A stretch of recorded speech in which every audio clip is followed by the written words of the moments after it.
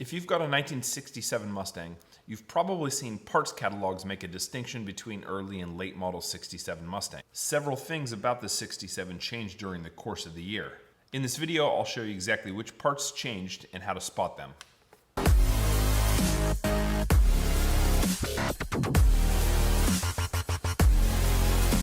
Okay, first some background.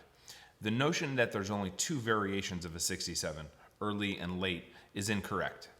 The reality is Ford phased out different parts at different times during the production year, and each of the three Ford plants had their own schedule. For example, all the early San Jose cars had a solid shaft steering column, but not all San Jose cars had rag joints. In general, the early 1967 Mustangs were produced from August 1966 through December 1966, and the late ones are from January 67 all the way through July 67. You can find the door tag with your build date on the inside of the driver's door on your 67. I'll put a link to the Mustang door tag decoder in the description of this video. Okay, so what's the difference? Number one, the easiest part to spot is the washer bag or the washer tank.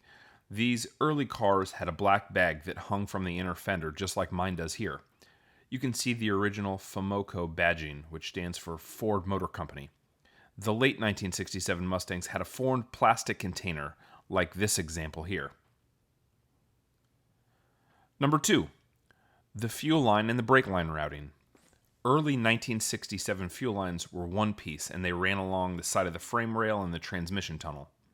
The later 1967 Mustangs were a two-piece design and routed through the frame rail by the driver's seat, giving the line some added protection from accidental crimping when using a floor jack and from any kind of road debris.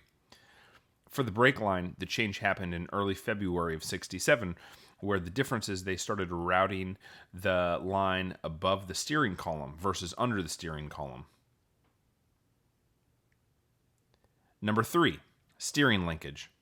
As I previously mentioned, the early 1967s had solid shaft steering columns that were replaced with a rag joint for the later cars. This gets a little confusing because there are different types of steering columns, collapsible and non-collapsible, and several different combinations depending on what options your 67 Mustang has, like a big block 390 engine or something similar. Starting sometime around the 1967 model year, the collapsible columns were installed with a short shaft steering box. The 1967 also had 8 different steering boxes, so there's a whole bunch of different variations here.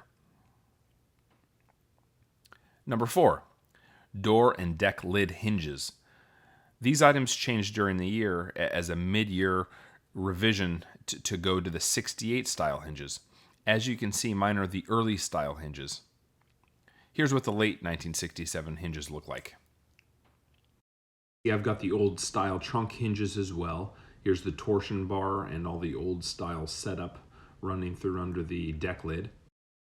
So these are the main differences that a concourse expert would be able to identify, but there's many more subtle changes that vary between models and options, body styles. If you know of any changes that I missed, go ahead and drop them in the comment section below. Thanks for watching. Be sure to like and subscribe.